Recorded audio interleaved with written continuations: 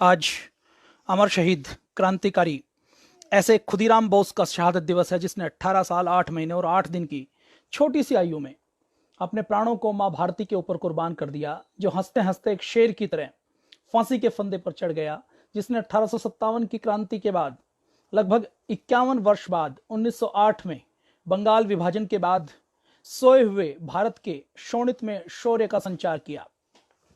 ऐसे शहीद आजम खुदीराम बोस, जिसको पाठ्य पुस्तकों में पढ़ाया नहीं गया, जिसके बारे में बताया नहीं गया। 1949 में पंडित जवाहरलाल नेहरू प्रधानमंत्री थे, तो मुजफ्फरनगर की जेल में बिहार में जहां उनको फांसी दी गई, वहां पर एक स्मारक बनाने के लिए वहां के लोगों ने पंडित नेहरू को आमंत्रित किया कि आप आइए, खुदीराम बोस एक महान क्रांतिकारी थे, उस क्रांतिकारी के स्मारक का आप शुभारंभ कीजिए ताकि क्रांतिकारियों को सम्मान मिले, जिन्होंने आजादी दिलाई उनको सम्मान मिले। तो पंडित जवाहरलाल नेहरू ने पहले हाँ की और उसके बाद मना कर दिया। उसने कहा कि मैं गांधीवादी हूं।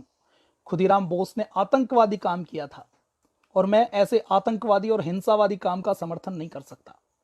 हमें दुख है कि ऐसे लोग जिन्होंने क्रांतिकारियों का सम्मान नहीं किया, जिन्होंने क्रांतिकारियों को उनका श्रेय नहीं दिया, जिन्होंने क्रांतिकारियों को अपना आदर्श नहीं माना, उनको इस देश में 70 सालों तक सत्ताओं के शीर्ष पर बैठा कर रखा। आज हम पूरे देश के प्रकाशकों को देख लेते हैं तो खुदीराम बोस के ऊपर अभी 3-4 वर्ष पहले एक पुस्तक आई है और कोई पुस्तक भी नहीं आई उस खुदीराम बोस के बारे में, जिसके बारे में जानकारी बहुत कम है। उस खुदीराम बोस के बारे में आइए हम बात करते हैं। खुदीराम बोस जी का जन्म 3 दिसंबर को 1889 में पश्चिमी बंगाल के मिदनापुर जिले के बहुवैनी नामक गांव में हुए। उनके पिताजी बाबू त्रैलोक्यनाथ बोस जी थे, उनकी माता का नाम लक्ष्मी प्रिया जी था, और उनके जो बाबू थे वो उस समय जो उनके क्षेत्र में जो रियासत थी उस रियासत में तहसीलदार थे। तो तहसीलदार होना क्या होता है, यह आप समझ सकते हैं। एक अच्छे भले परिवार में उनका जन्म हुआ था। खुदीराम बोस को बचपन से ही आजादी की ऐसी लगन लगी कि बचपन से ही उन्होंने तय कर लिया था कि मुझे क्रांतिकारी बनना है। उस समय लोकमान्य तिलक को 4 पेज का संपादकीय लिखने के कारण मांडले की जेल में कारावास दिया था। खुदीराम बोस को जब बचपन में यह पता लगा तो उन्होंने जीवन में एक संकल्प लिया कि मुझे इसका बदला लेना है। खुदीराम बोस अपनी नराजोल एस्टेट के तहसीलदार थे, जैसा मैंने आपको सामने बताया। उनको कई वर्षों तक जब पुत्र नहीं हुआ तो उन्होंने काली माता की, सिद्धेश्वरी देवी की लगातार 3 दिन तक पूजा की और तीसरी रात माता काली ने उन्हें को सपने में दर्शन दिया कि तुम्हें पुत्र मिलेगा और ऐसा पुत्र मिलेगा जो बहुत बड़ा काम करेगा, यशस्वी होगा, लेकिन अधिक दिन तक जीवित नहीं रहेगा। तो उस समय के रिवाज के लिहाज से बंगाल में एक प्रथा होती थी कि जब कोई छोटा बच्चा होता था और जब उसके बारे में ये अंदेशा होता था, ज्योतिषी कहते थे कि ये अधिक दिनों तक जीवित नहीं रहेगा, तो उसको किसी को बेच दिया जाता था। तो खुदीराम बोस की एक बड़ी बहन थी, उस बड़ी बहन ने उसको 3 मुट्ठी चावल देकर खरीद लिया और जिसके कारण उसका नाम खुदीराम पड़ा कि खरीदा हुआ। तो उसकी बहन ने परिवार में ही एक रस्म करने के लिए उसको खरीद लिया ताकि इसकी छोटी आयु में डेथ ना हो, छोटी आयु में इसकी आयु लंबी हो, ऐसी वहां पर मान्यता थी। 6 वर्ष की आयु में खुदीराम के माता पिता चल पड़े। उनकी जो दीदी थी, बड़ी बहन थी अपरूपा देवी, का विवाह हो चुका था। खुदीराम बोस को उन्होंने अपने घर में लेकर गई। अपने घर में उनका भी एक बेटा था जो खुदीराम बोस का हमउम्र था। उनके साथ तमलुक शहर में हैमिल्टन स्कूल में वो पढ़ने लगे। खुदीराम बोस 12 साल के हो चुके थे। खुदीराम बोस का पढ़ाई में मन नहीं लगता था। उनके अंदर एक विशेष क्रांतिकारी के गुण थे और स्कूल में भी वो ऐसे छात्र के रूप में जाने जाते थे जिनके अंदर कष्ट सहन करने की अपूर्व क्षमता थी। उनके स्कूली जीवन के बारे में हमें पता लगता है कि वो बड़े निडर थे। वो खेल खेल में जंगल में चले जाते थे और जंगल में जाकर वो सांपों को पकड़ लाते थे। थोड़ी देर तक सांप के साथ खेलते थे, उसके बाद वापस उसको जंगल में छोड़कर आ जाते थे। एक बार वो अपने बच्चों के साथ शरारत कर रहे थे, एक ऊंचे पेड़ के ऊपर चढ़ गए। ऊंचे पेड़ के ऊपर चढ़ गए तो वहां ऊंचे पेड़ से कूदे तो उनको बहुत चोट आई, उनके कपड़े भी फट गए। तभी उन्होंने देखा कि उनके टीचर आ गए हैं, तो दुख और तकलीफ को भीतर भीतर उन्होंने पी लिया और टीचर के सामने ऐसा शो किया कि हम तो खेल रहे थे, हमें किसी प्रकार की चोट नहीं लगी। खुदीराम बोस बचपन से बहुत दयालु थे। जब 6 साल की उम्र में उनके माता पिता का देहांत हो गया तो उनके पिता को उस समय की जो उनकी स्टेट थी जहां पर वो तहसीलदार थे, उनके राजा ने उनकी शादी में एक पश्मीना शाल दिया था। खुदीराम बोस के घर के पास एक भिखारी रहता था। उस भिखारी को जब एक बार उन्होंने सर्दी में ठिठुरते हुए देखा और देखा कि इसके पास कपड़े नहीं है, तो वह कीमती पश्मीना शाल ले जाकर वो उनको दे दी।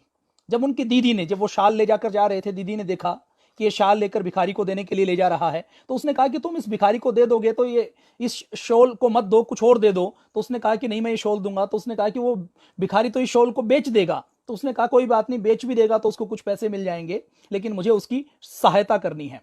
जहां पर खुदीराम बोस रहते थे वहां पर, और उनके अंदर क्या गुण थे, स्कूल के अंदर जब वो पढ़ते थे तो उस समय तमलुक शहर में हैजा फैला, तो हैजे में बहुत सारे लोग मारे गए।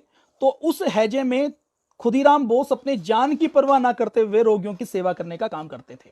और खुदीराम बोस के अंदर क्या गुण थे कि एक बार जब हैजा फैला हुआ था तो बहुत खुदीराम बोस के दोस्तों ने कहा कि शमशान घाट में लोगों को बहुत जलाया जाता था। तो उनके दोस्तों ने कहा कि शमशान घाट में भूत रहते हैं और यहां पर कोई भी नहीं जा सकता। तो खुदीराम बोस ने कहा कि मैं जाता हूं।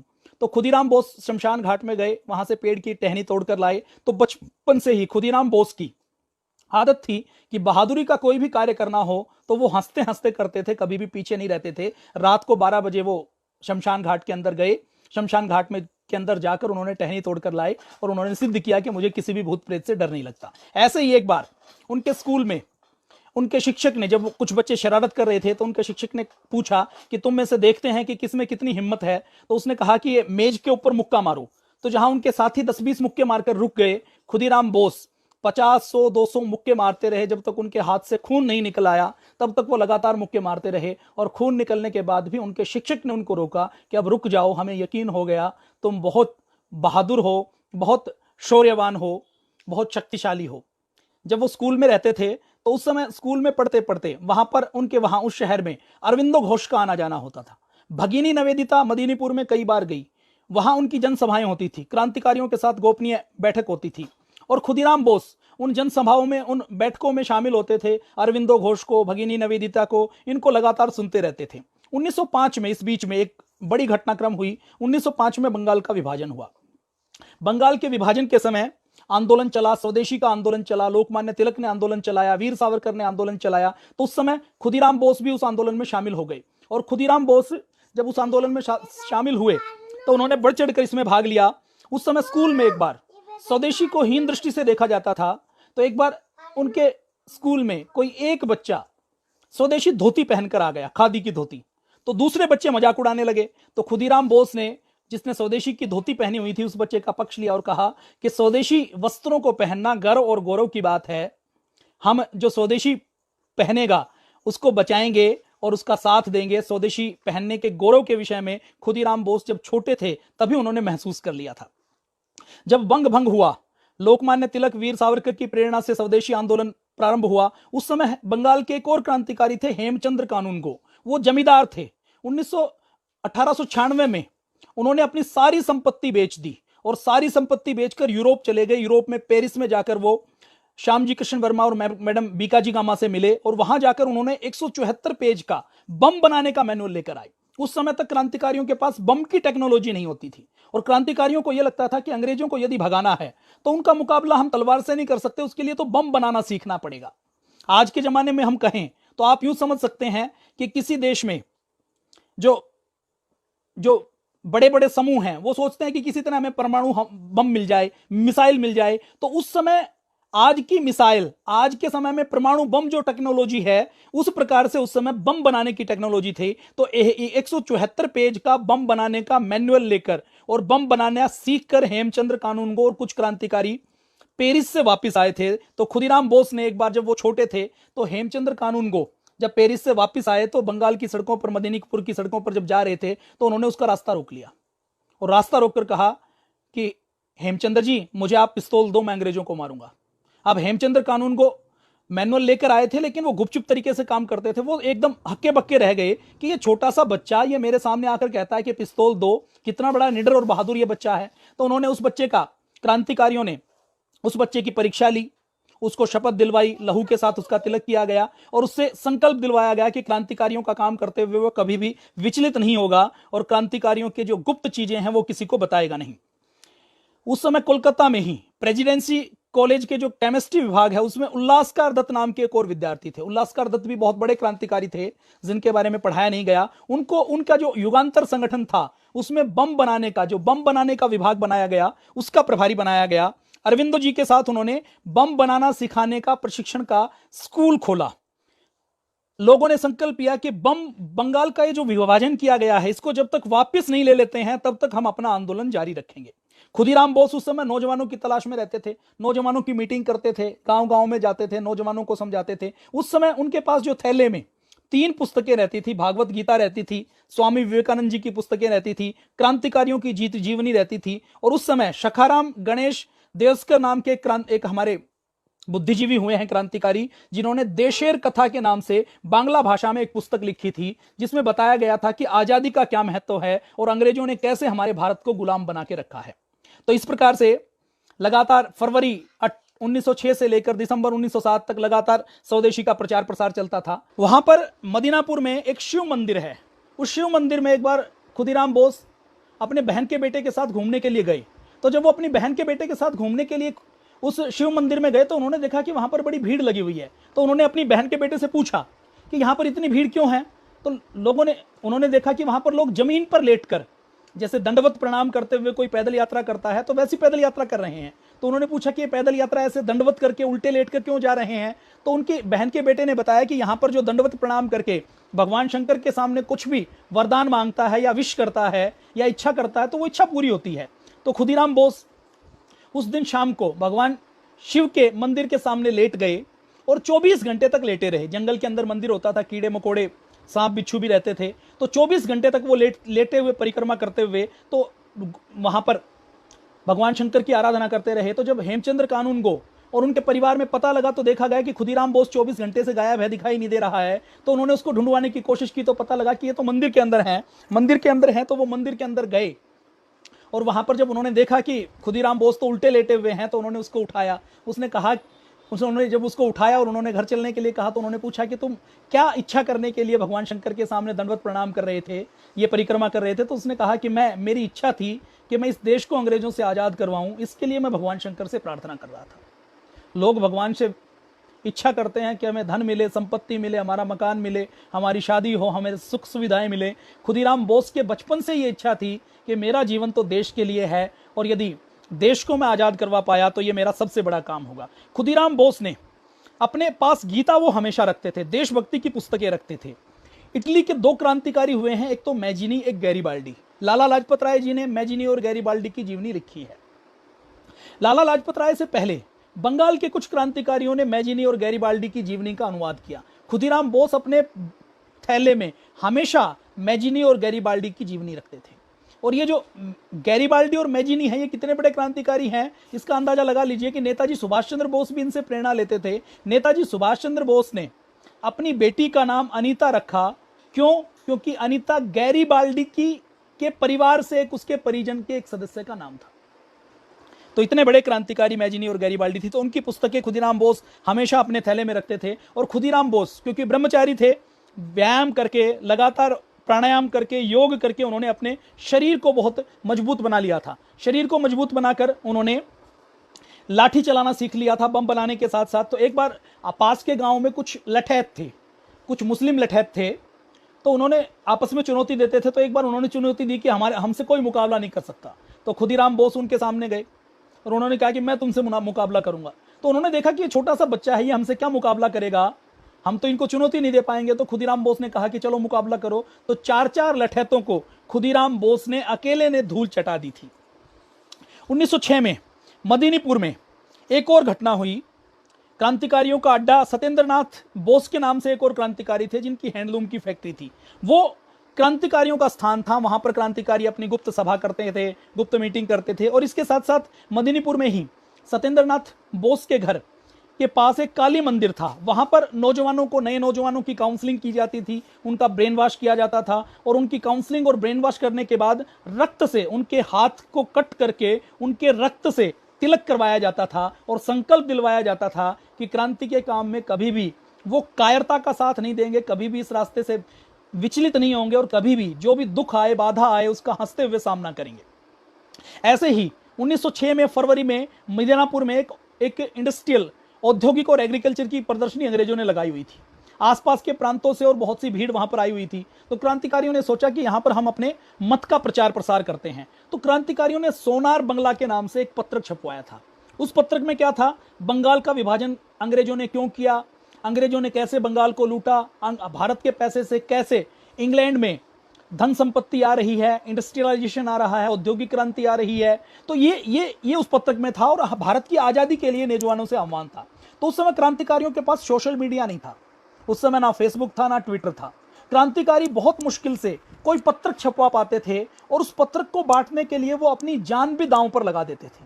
तो वो औद्योगिक मेला जो चल रहा था उसमें सत्येंद्र नाथ बोस का जो सोनार बंगला जो पत्रक है वो उन्होंने बांटने के लिए खुदीराम बोस को जिम्मेदारी दी। थोड़ी देर में पुलिस वालों को पता लग गया, पुलिस वाले ने खुदीराम बोस को पकड़ने की कोशिश की। खुदीराम बोस ने पुलिस वाले की नाक के ऊपर घुसा मारा, उसकी पिटाई की और वहां से भाग गए। अब थोड़े दिन बाद कुछ लोगों ने उसकी शिकायत कर दी और खुदीराम बोस को पकड़ लिया गया। खुदीराम बोस को पकड़ने के बाद उनको कई महीने की सजा दी गई। सजा भुगतने के बाद खुदीराम बोस फिर जेल से बाहर आए। फिर जेल से बाहर आने के बाद फिर उन्होंने पत्रक बांटने शुरू कर दिए और फिर 1907 में खुदीराम बोस ने नारायणगढ़ रेलवे स्टेशन के ऊपर एक ट्रेन की बोगी उड़ाने की योजना बनाई। इसके बारे में कभी बताया नहीं जाता है। खुदीराम बोस और क्रांतिकारियों ने उस समय जो बंगाल का गवर्नर होता था, यह सोचा कि बंगाल का जो विभाजन हुआ है इसमें गवर्नर का सबसे बड़ा हाथ है।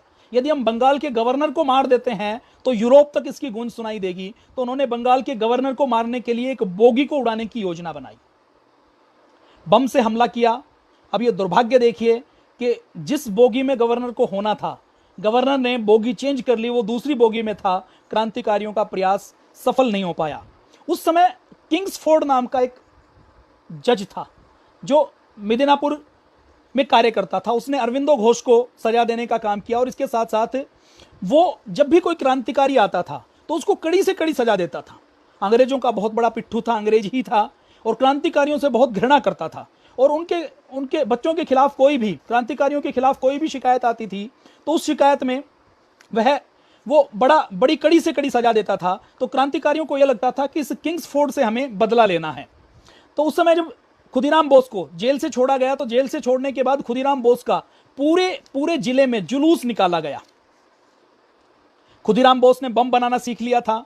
किंग्सफोर्ड क्रांतिकारियों को सजा देता था। उस समय जो युगांतर छपता था, वंदे मातरम छपता था, संध्या शक्ति छपता था, उसके संपादकों को, पत्रकारों को, लेखकों को कोई उस अखबार को बांटता भी था तो उस अखबार को बांटने वाले में यदि कोई बच्चा भी पकड़ा जाए तो उस बच्चे को भी कोड़े लगाने की सजा देता था, जेल के अंदर डाल देता था, भयंकर यातनाएं देता था। तो इन सारे कार्यों को करते हुए किंग्सफोर्ड हमारे क्रांतिकारियों के टारगेट पर था कि किंग्सफोर्ड को किसी भी तरीके से हमें मजा चखाना है। तो किंग्सफोर्ड को मारने के लिए क्रांतिकारियों ने उस समय पार्सल में एक बम भेजा कि हम पार्सल भेजेंगे, पार्सल जैसे ही खोलेंगे तो बम फटेगा। किंग्सफोर्ड के नाम पार्सल भेजा गया। खुदीराम बोस और उसके क्रांतिकारियों ने किंग्सफोर्ड की जगह पार्सल उनकी कोर्ट के किसी दूसरे व्यक्ति ने खोला और क्रांतिकारियों की यह योजना भी निष्फल हो गई। अब अंग्रेजों को पता लग गया था कि किंग्सफोर्ड की जान को खतरा है, क्योंकि किंग्सफोर्ड अंग्रेजों का हिमायती है और क्रांतिकारियों के निशाने पर है। तो किंग्सफोर्ड का तबादला मिदनापुर से करके उन्होंने बिहार के मुजफ्फरपुर जिले में कर दिया।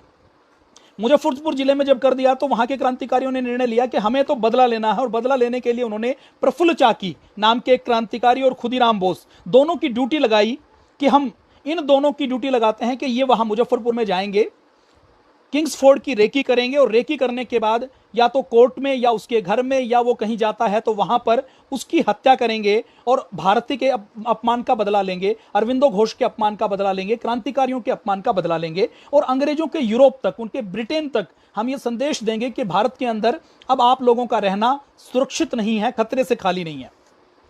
अब खुदीराम बोस और प्रफुल्ल चाकी की ड्यूटी लगाई गई। प्रफुल्ल चाकी खुदीराम बोस मुजफ्फरपुर जिले में पहुंचे। वहां पर उन्होंने एक धर्मशाला में कमरा लिया और वहां पर रहकर किंग्सफोर्ड की रेकी करना शुरू किया। उनकी कोर्ट में गए, वो कोर्ट में उनको देखा, उनकी दिनचर्या को देखा और जब उन्होंने देखा कि शाम को खुदीराम बोस एक जो अंग्रेजों का जो क्लब बना हुआ है उस क्लब में रोज जाते हैं, उसकी बग्गी को उन्होंने देख लिया।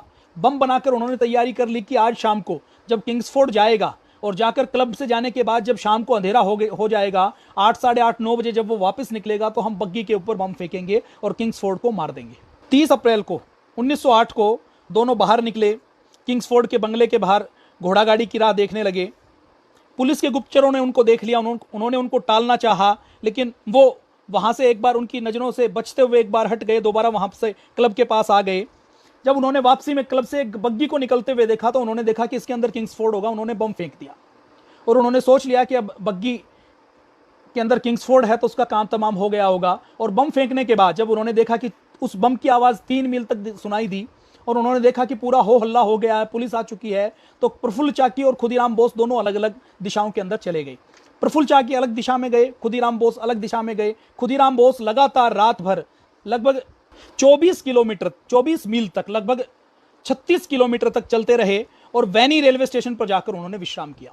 वहां पर जब वो स्टेशन पर गए तो एक दुकान पर जब वो गए तो दुकान पर जाकर उन्होंने जब बात की, तो बात करते हुए जब उनको पता लगा कि किंग्सफोर्ड मरा नहीं है, तो उनके मुंह से निकल गया, क्या किंग्सफोर्ड मरा नहीं है? तो वहां पर पुलिस के कुछ सिपाही बैठे हुए थे, गुप्तचर बैठे हुए थे, उन्होंने खुदीराम बोस को पकड़ लिया।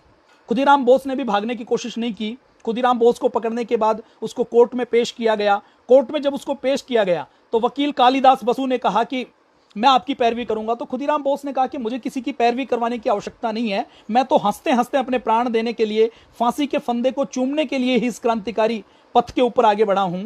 तो खुदीराम, जब वकील कालिदास ने कहा कि इससे तुम्हें फांसी की सजा हो सकती है, तो खुदीराम बोस ने कहा कि प्राचीन काल में भी पहले भी जो राजपूत औरतें होती थी वो चिता की आग में बिना डरे घुस जाती थी, मैं भी उसी तरह जैसे जोहर करती थी हमारी वीरांगनाएं, वैसे ही निर्भीकता के साथ मैं अपनी शहादत दूंगा, तो मैं फांसी से डरता नहीं हूं। फिर भी खुदीराम बोस के क्रांतिकारियों ने एक वकील खड़ा किया, जज के सामने खुदीराम बोस को पेश किया गया। जब जज के सामने खुदीराम बोस को पेश किया गया तो खुदीराम बोस डरे नहीं, और जब वो डरे नहीं तो लगातार जब वो बात करते रहे, जब उनको फांसी की सजा सुना दी गई तो लास्ट में उन्होंने कहा कि जज साहब मैं कुछ कहना चाहता हूं। तो जज साहब ने कहा कि जब तुम इतने छोटे से बच्चे हो, तुमने कैसे बम बनाया? तो खुदीराम बोस ने कहा कि जज साहब यदि आप मुझे 2-3 दिन का टाइम दें तो मैं आपको भी बम बनाना सिखा सकता हूं। जज के सामने उसने कहा कि आप मुझे मौका दें ताकि मैं बम बनाने की टेक्निक बता सकूं। खुदीराम बोस की योजना थी कि इस समय कोर्ट में पत्रकार मौजूद हैं, आम जनता मौजूद है, यदि कोर्ट में मुझे मौका मिलता है कि कैसे बम बनाया जाता है, तो हेमचंद्र कानूनगो को पेरिस जाना पड़ा, विद्यालय चलाना पड़ा बम बनाने का, मैं यदि बम बनाने की टेक्निक कोर्ट में बताता हूं तो पत्रकार अखबार में छापेंगे और पूरे देश के नौजवानों तक बम बनाने की टेक्निक पहुंच जाएगी। यह योजना खुदीराम बोस की थी। अंग्रेजों का जज समझ गया कि इसको यदि मैं जेल कोर्ट के अंदर बोलने का मौका दूंगा तो यह बम बनाने की टेक्निक सार्वजनिक कर देगा और इससे अंग्रेजों का नुकसान होगा, तो उसने उसको मौका नहीं दिया और जेल भेज दिया। आज के दिन 11 अगस्त को खुदीराम बोस को फांसी की सजा सुनाई गई।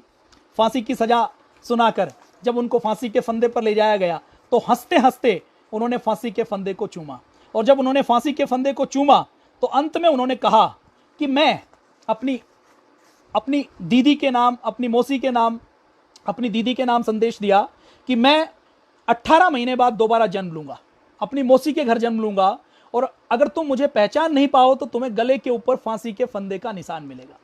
खुदीराम बोस की शहादत से क्या हुआ? खुदीराम बोस की शहादत के बाद जब उनका अंतिम जुलूस निकला तो हजारों लोगों की भीड़ उसके पीछे थी। जब उनका अंतिम संस्कार किया गया तो अपने घर से हाथी दांत के डिब्बियां लाकर, ताबीज लाकर लोगों ने उस राख को भर लिया कि हम खुदीराम बोस की राख का बना हुआ ताबीज अपने बच्चों को पहनाएंगे ताकि वो भी उनकी तरह बहादुर बन सके।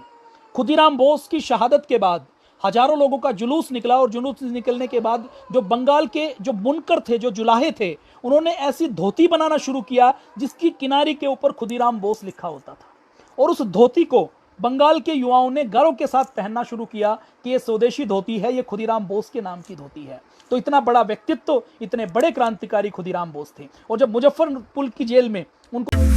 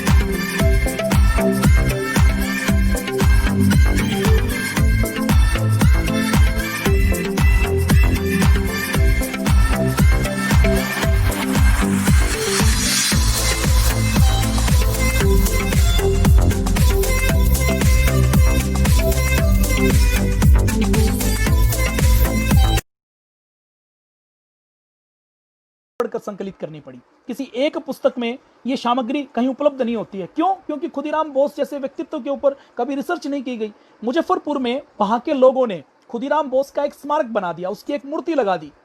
सरकारों की उदासीनता देखिए। बिहार में कांग्रेस की सरकार रही है, उसके स्मारक के पास लोग पेशाब करना शुरू कर दिया, उसके स्मारक के पास गुसलखाना, टॉयलेट बना दिया। हम अपने शहीदों और क्रांतिकारियों को सम्मान नहीं दे पाए। आज मुजफ्फरनगर का स्थान एक तीर्थ की तरह होना चाहिए, जहां पर खुदीराम बोस को फांसी की सजा दी गई। तो आज खुद के शहादत दिवस पर हम उनको श्रद्धा से नमन करते हैं, वंदन करते हैं। और आपको यदि ठीक लगे तो इसको शेयर कीजिए। धन्यवाद। जय भारत, वंदे मातरम, भारत माता की।